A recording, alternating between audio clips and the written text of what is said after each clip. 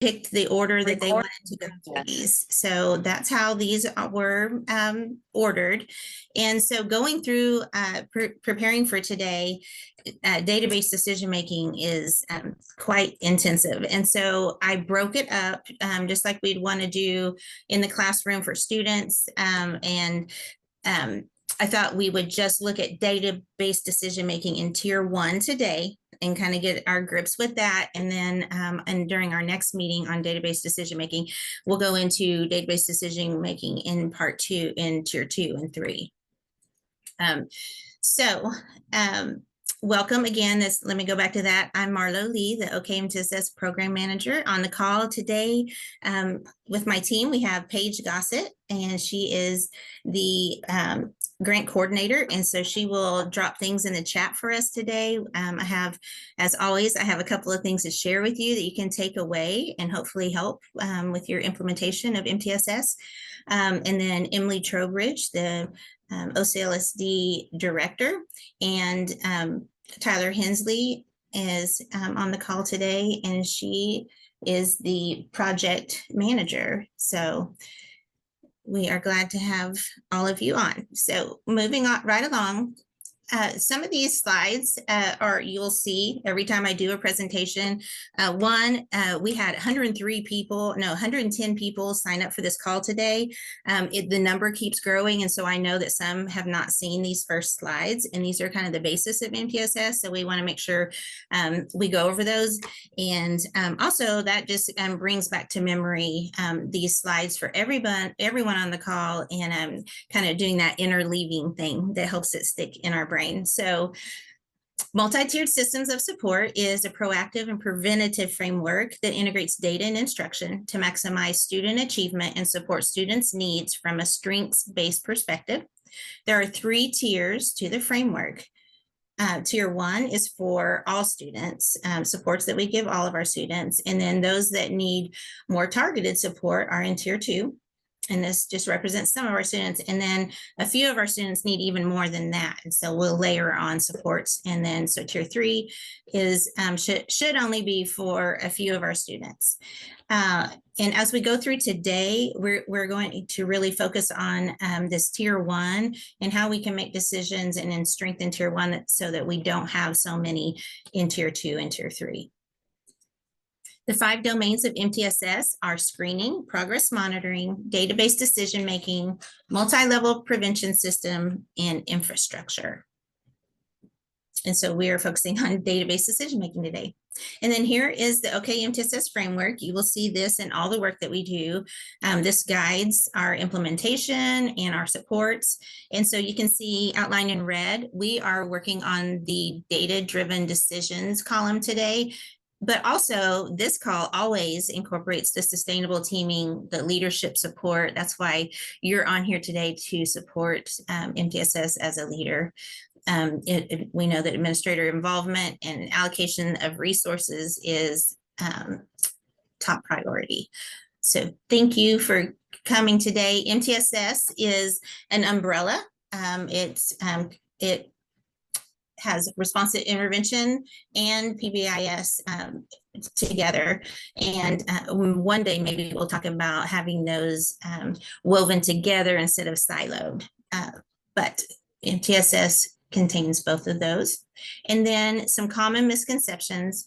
I love to go over these because if you were to poll people, I bet a lot of people have some of these misconceptions. I know that we did for a long time as well. But MTSS is not a special education initiative. And sometimes it falls under a lot of special education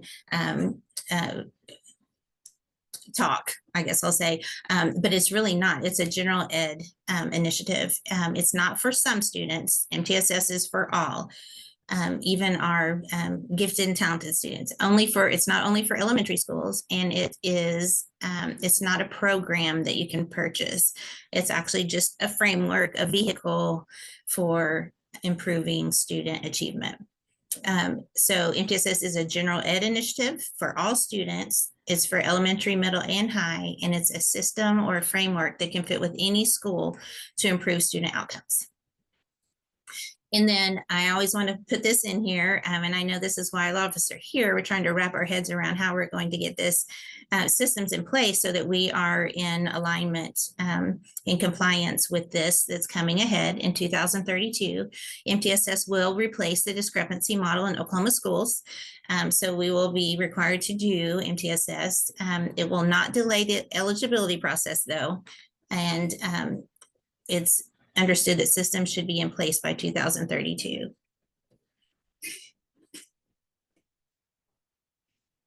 Have a couple of people joining right now.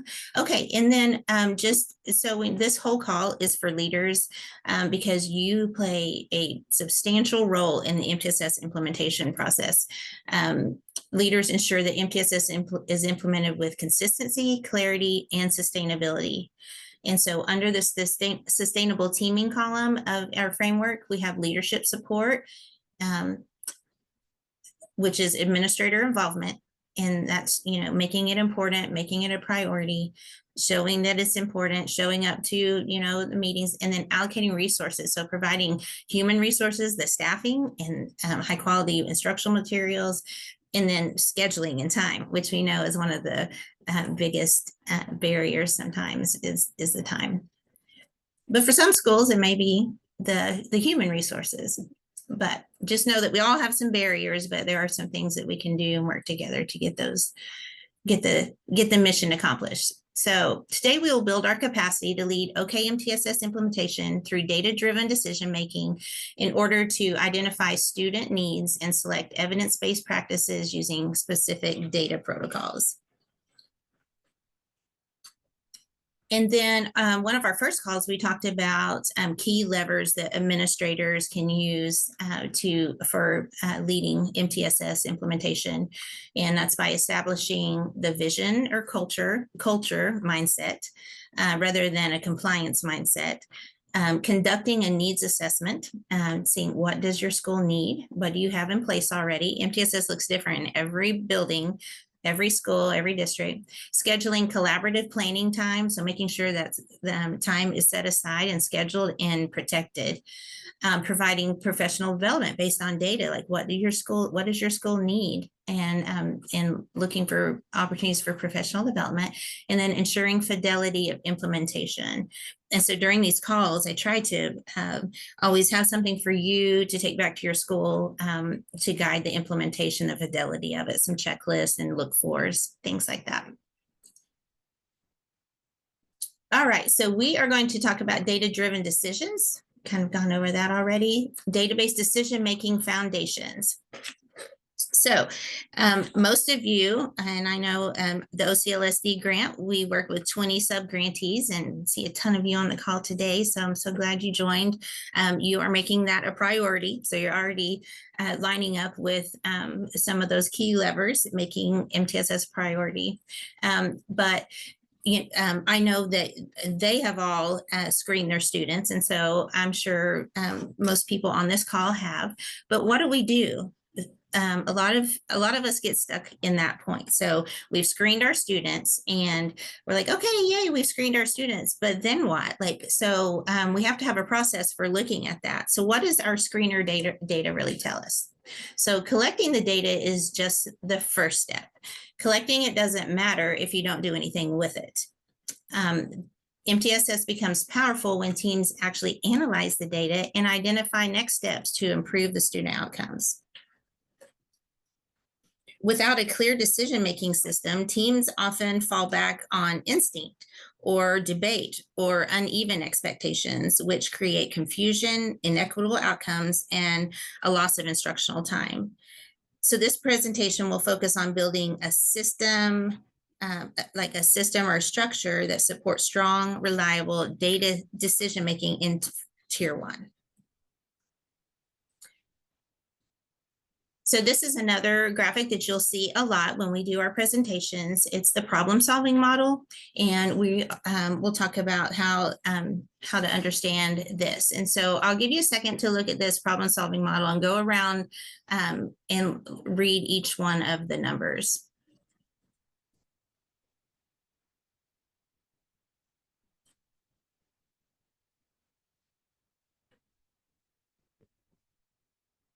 So a strong MTSS system relies on a structured, repeatable process for identifying needs and selecting supports. In this 5-step continuous model, we have the number one is the problem identification. So you have your screener data, and we ought to be able to look at that and ask, is there a problem? Okay, and then if there is a problem, we will look at the problem and we'll name it, like what is the problem? And so sometimes we'll need to do some further assessments to see what that might be. And then we will do number three, we'll look at the plan development. Well, what should we do about that? Coming up with a plan. And then you will implement the plan. And then you will come back together and ask, is it working? You will evaluate your plan and then adjust based on what you found.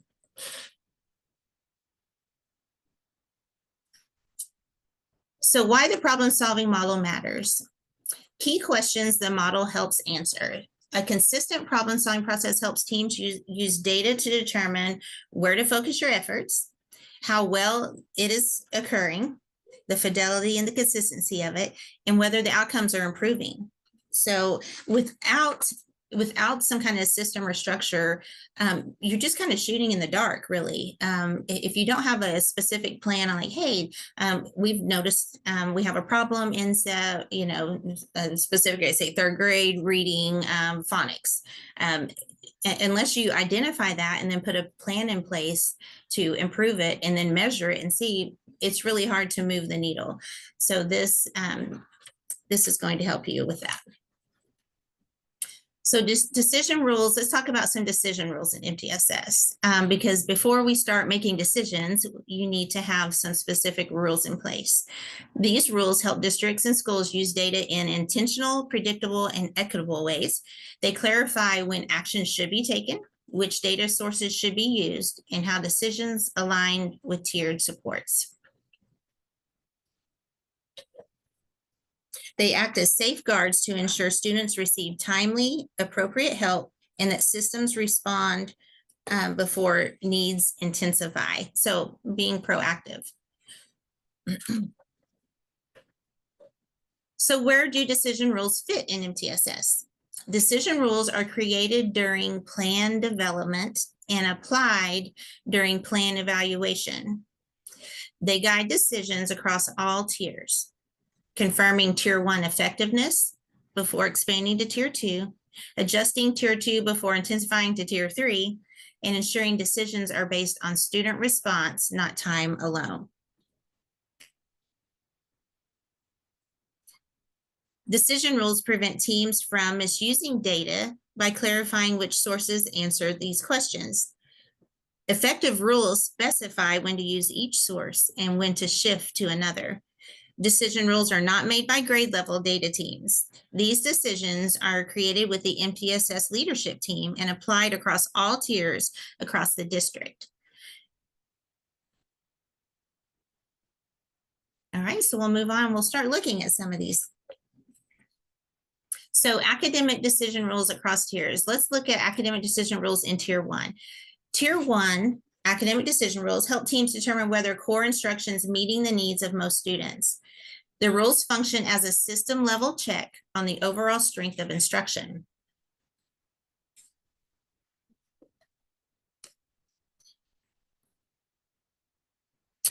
Tier 1 data sources. So what will we use as our data source? So going back to the problem solving model, in the center, it says collect data. So you have your universal screener data, and that's usually what teams rely on to inform system level problems. So they rely on universal screening data collected at the beginning, middle, and end of the year.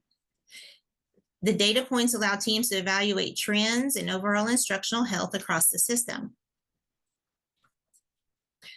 So what do teams examine at tier 1? They review the percentage of students meeting benchmark expectations. And so I know many of you use Amira, and so there is a report in there that you can go and it'll tell you kindergarten through 8th grade. It'll a big graphic visual, and you can tell like in 30 seconds if say 80% of your students are meeting benchmark or not. So the percentage of students meeting benchmark expectations, patterns across screening windows. So you can compare your beginning, middle, and end of year screening data on those reports, and then differences across grade levels or courses. You might notice that, well, it doesn't have to be even a deficit. So a second grade beginning of the year may have been 50% below proficient level, and then middle of the year 70, and so you're seeing growth, and it could go the other way and signal an issue that you need to check out. And then the proportion of students needing tier 2 support are easily identified through our screener reports. Now, what they need is not, but is there a problem? Yes, it will help you determine that. So let's look at tier 1 decision. If fewer than 80% of students looking at your data, whatever data source you use, I know some use NWEA or DIBELS, STAR, Popular, or Mirror, whatever data you're using, you should be able to find that report that tells you are 80% of our students meeting benchmark expectations. And that's what's going to help you identify if there's a problem or not. The district or school should examine tier 1 instructional practice to reduce the number of students needing tier 2 and tier 3 supports. So we're looking at our screener data and looking for that 80% mark.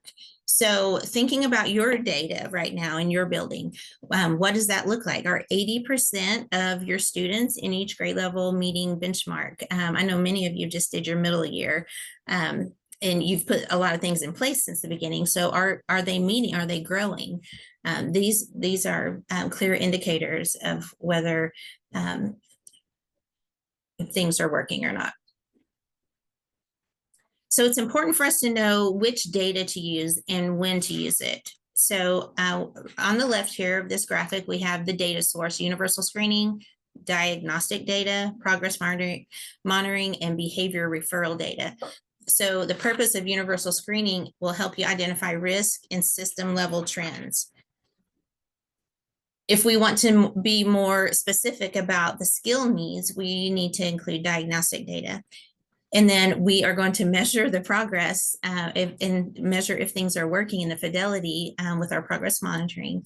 And then we have our behavioral data as well, which helps us identify patterns, but it does not measure progress, but it is helpful. So let's look at some data. So say this is your data source, this is your screener. Let's look at each one of these grade levels.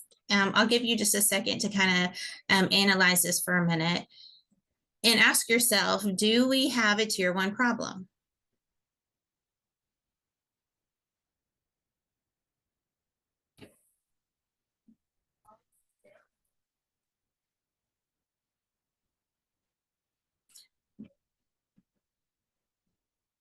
Okay, so what do you guys think? Does this data show that we have a tier 1 problem? Would you say yes? You can give me a thumbs up or a thumbs down. What would you say? So looking at kindergarten, we have 58% at or above benchmark. And what number are we looking for? We're wanting 80% at tier 1, right? And so kindergarten is not meeting benchmark. First grade's at 63%, 71, 76, 69, and 74. So we can easily look at this spreadsheet and say, oh my gosh, we have a tier 1 problem. Okay, let's look at this one. What do you notice here? I'll give you just a second to look.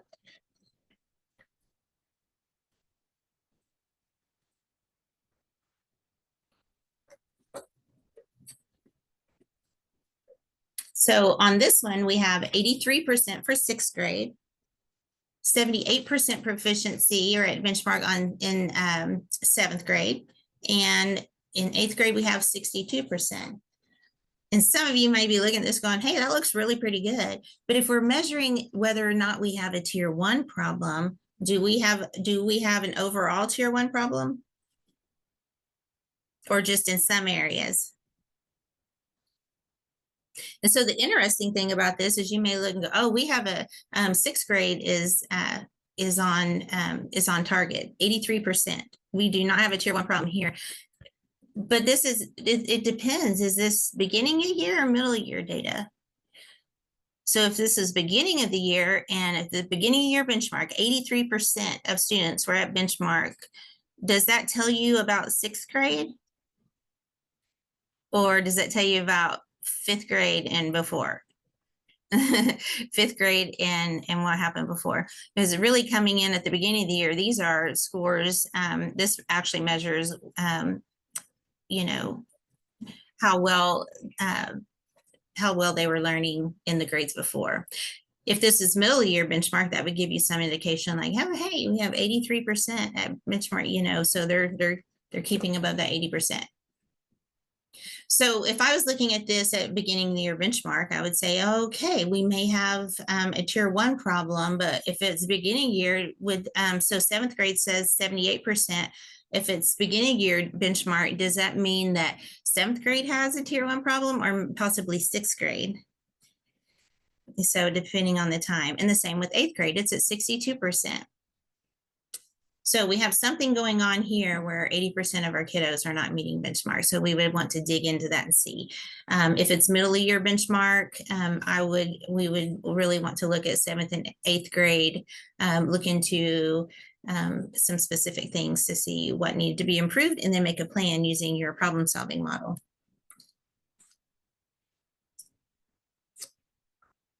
Let's look at a behavior, some mock data for behavior.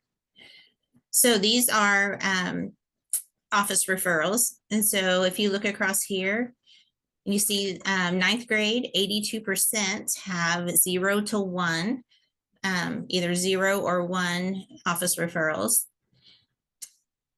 10th grade has 79, 11th 86, and 12th grade 74%.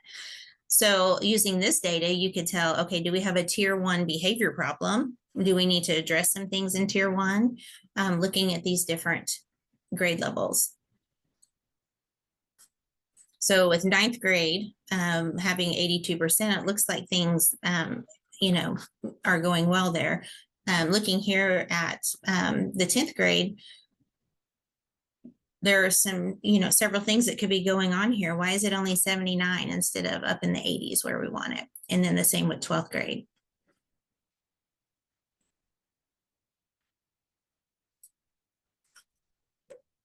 All right, so now let's go through and so we talked about earlier, if we have a systematic way of making decisions in tier 1, then we will be able to make better decisions, and we'll be able to follow up on them and target specific things. So I'm going to walk you guys through a tier 1 diagnostic protocol that you can use in your schools with your screener data. So we're just talking about screener data today.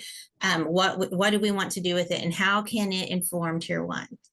So in step 1, you're going to confirm the tier 1 effectiveness threshold. So if we're reviewing beginning year, middle year, end of year screening data, you're going to look at that and you're going to determine whether greater or equal to 80% of students meet benchmark for academics, or 85% have 0 to 1 office referrals for behavior.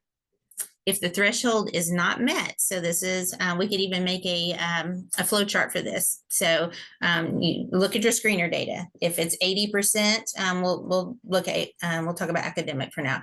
If it's 80%, you say yes, and then you go over here. And then maybe you just continue fidelity of implementation. If it's less than 80%, you're going to go to this side of your flow chart, and we'll talk about what you'll do next. So there's step 1. Step 2, you're going to examine tier 1 fidelity. So if there is a problem, you're going to go collect observational data. You're going to have your walkthrough checklist.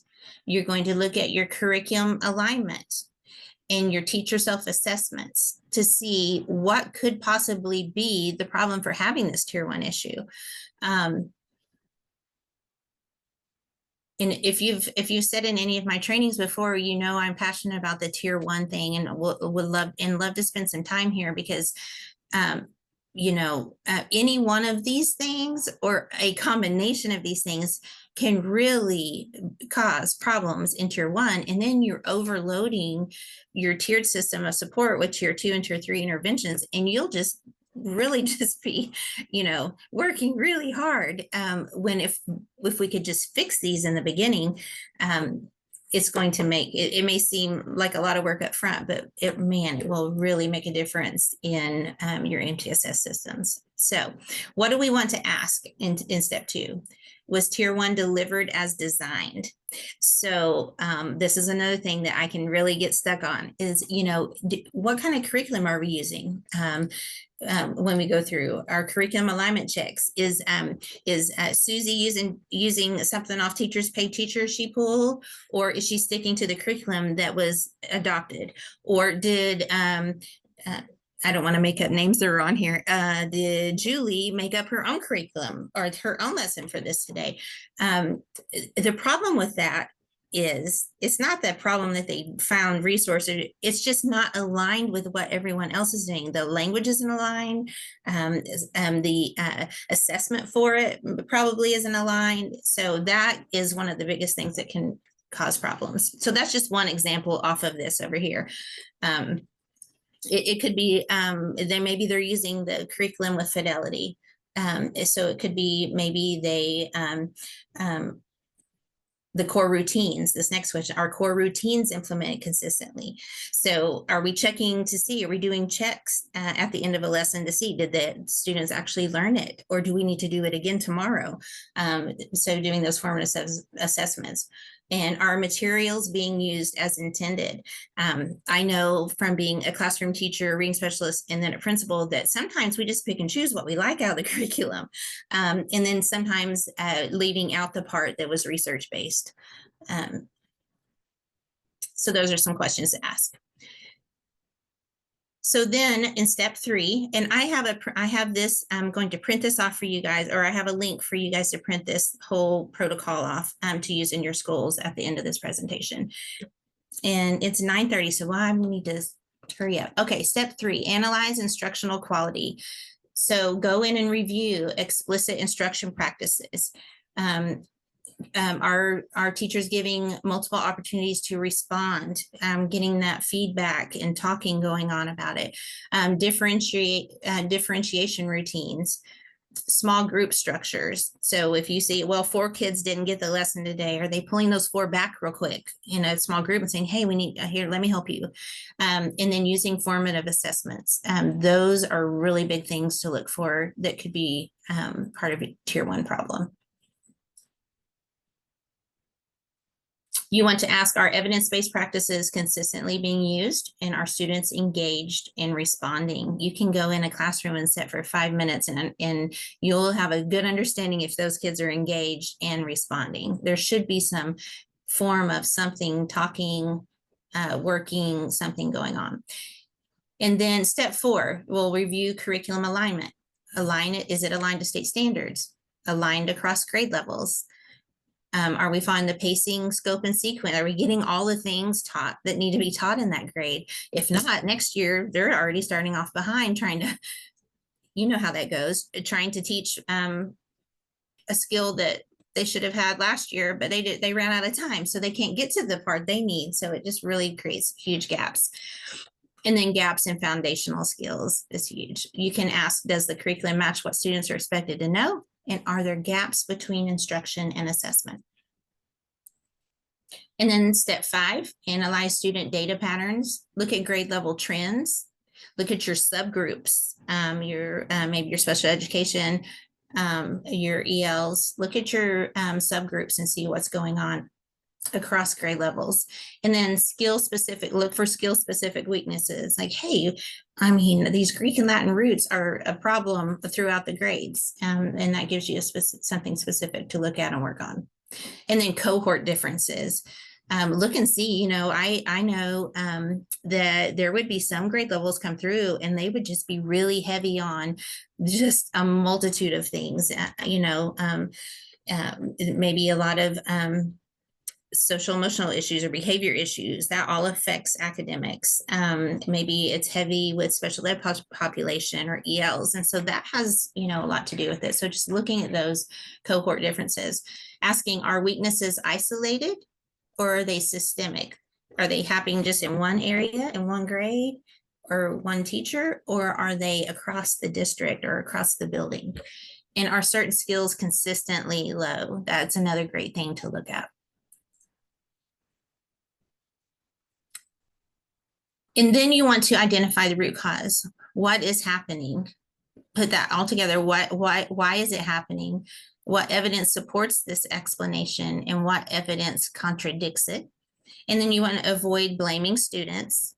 And I want to add in here blaming parents, because we want to look at what we can control. And once those students go home, the parents, that's not something that we can actually control. We can do our best to involve them, but that shouldn't have any bearing on what we do there at school.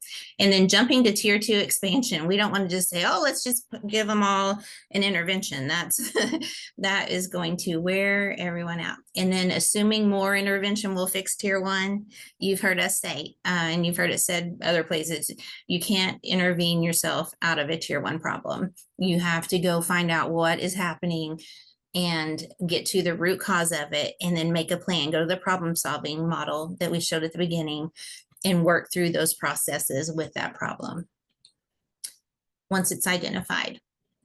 Okay, then you're going to select your improvement action. So you're going to strengthen core, say, for instance, you're going to strengthen core routines based on data from observation walkthroughs. You're going to adjust your pacing or lesson structure, increase modeling and guided practice during the lessons, improve use of formative assessments. Classroom management routines could be a problem. Provide data-driven professional development. So once you go through and you're like, oh man, we don't know how to use formative assessments well, or how to use some of those high leverage practices, that's where you as leaders come in, where you can provide PD based on what your teachers really need to move the needle. And then provide coaching with feedback loops. Super important. We do PD sometimes, and then if we just say, hey, here's a and just leave it, then and never come back and say, hey, how's it going? Did you have any issues? What worked well? What didn't? So incorporating feedback loops, and then monitor the fidelity of the implementation. So being in that classroom, having talks about how it's going. So there's your sample improvement actions. And then you're going to establish your monitoring plan. You have to monitor. So administrative actions are to set review intervals, like, hey, we're going to review this in 4 to 6 weeks. Just for instance, we were working one time on a student-centered instruction. And so we had a consultant come in and work with us, and she went into classrooms and she just made a tally mark every time the teacher talked and every time the students talked. And then have discussion. That's data, right? And so then when she would have discussions with the teacher, like, hey, like, you talked 80% of that lesson and your students didn't. So what is that? Is that a student-centered classroom? And so collecting data like that, like how many opportunities did the teacher give to respond during the lesson? So you can just sit in there for like 5 to 7 minutes and collect data and then have discussions over that. Those are great PLC topics as well. Identify data sources for monitoring. So what are you going to use to monitor this? And maybe it's just walkthroughs, maybe it's instructional rounds, and then document your progress and next steps. I will tell you, anytime we focused on something like that specific, which is what this problem solving model is about in tier 1, it improved, because anytime you're focusing on a specific thing, you're measuring it, you're following back up on it, it will improve, So hopefully that's inspiring to you. So ask these questions. How will we know tier 1's improving? And what data will we use to track progress? So whenever you figure out what the problem may be or what area you want to focus on, how are you going to tell if it's working and making improvements? Okay. I've talked really fast. I hope that was beneficial for you looking at tier 1 decisions and what you can use your screener for. Next time in our next month in the call, we're going to talk about how to look at tier 2, look at data for tier 2 and tier 3. And that's when we're going to need to pull in the diagnostic data and figure out specifically what kids need. But we really want to get tier 1 rocking and rolling first. So Paige is probably getting ready to stick if she hasn't already. I haven't looked at the chat, but she is going to put the download in there for you. We put the click here because if we share our presentation, people can just click on it, but we'll put it in the chat for you to download the tier 1 diagnostic protocol. We'll take you through all of those 8 steps. You can use it with your team. And I encourage you to do that, to look at your screener data, probably your middle of year you just did, and look to see where students aren't meeting 80%, 80% of your students aren't meeting benchmark. And then looking at some of those ideas for areas in tier 1 that you can collect some data on and figure out what's going on there. So, and then we've also added the fishbone analysis tool. If you were at the data retreat in the fall, you worked with this fishbone tool analysis, and just really helps you come up with, hey, what's the problem? What are some things? And it's a visual tool to help you drill down and figure out what the problem could be. So she's put that in the chat too. I would ask if you'd please click or scan this with your phone, or click on the link in the chat to complete this survey. This feedback helps us know how to improve, if we are doing a good job or not. And we just like to hear your feedback and how this might be helpful to you. So I'll leave this up here for a second. Hey, Marlo. Yes. Carrie had a question about Dr. Shepherd and behavior supports and a course that she offers. And she's asking if that's available. You know, yes. Did you hear anything about that, Carrie, at the MTSS conference? I can't hear you. No, I didn't. That's why I am asking. I wasn't able to meet with her. Okay, you know, she is starting. Paige, did we put that in our hub or not? The behavior meetings coming up.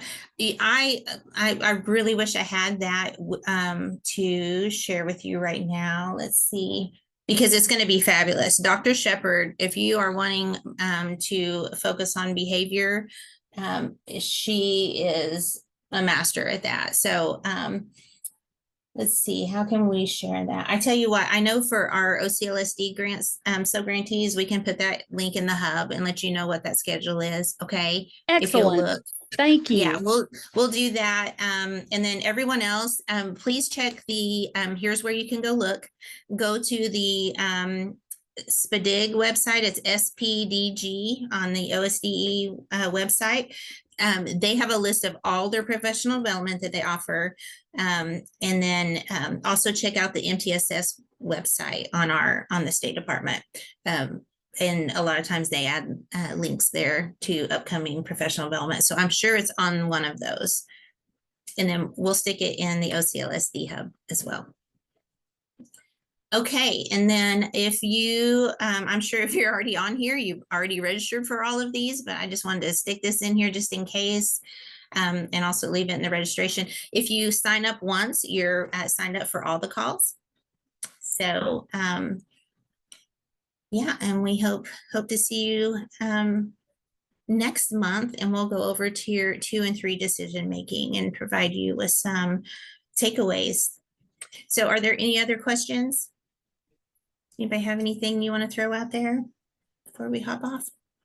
Looks like Amy had asked for your contact info, so I put your email and phone in there. All right.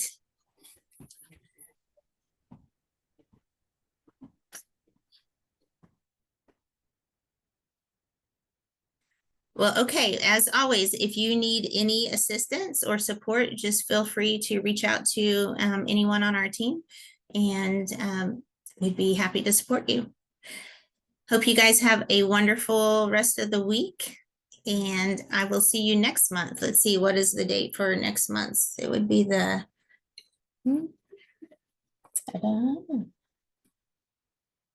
first Wednesday, the first Wednesday of March. All right. Have a great week, everyone.